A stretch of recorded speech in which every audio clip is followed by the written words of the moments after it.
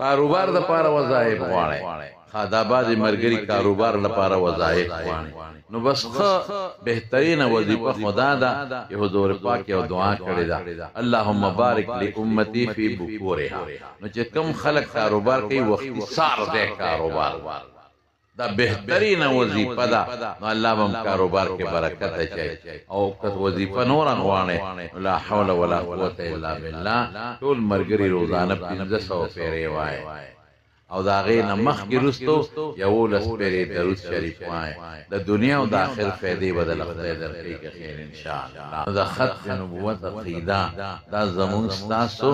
د اجماع خبره ده د عقیدې خبره ده او مقصد یې دا دی چې حضور پاک په ټولو پیغمبرانو کې اخیری پیغمبر دی د هغه نه پس نه بل پیغمبر راغلی دی نشته او نه به راشي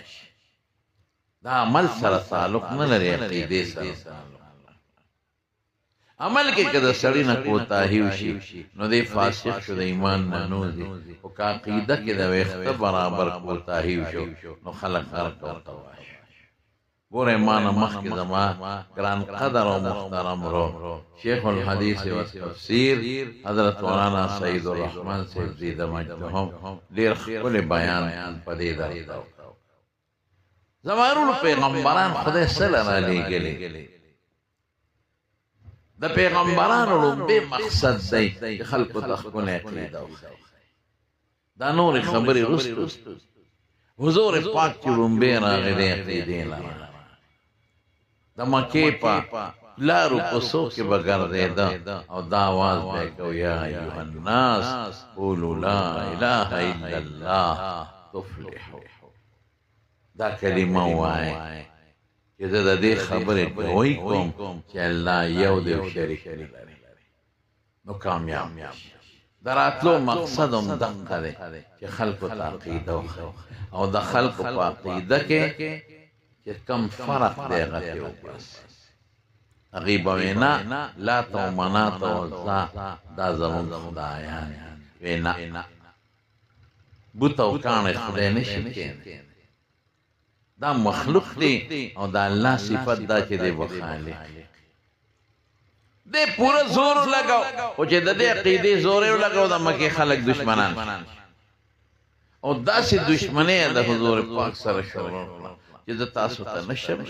د نبوت په مخ کې به ولا ډېر زیات قدر کو ډېر عزت به کو هغه قدر او عزت بس د هغې بلکل مخالف اپوزیټ ودرېده او د حضور پاک سره سخت دشمنی شروع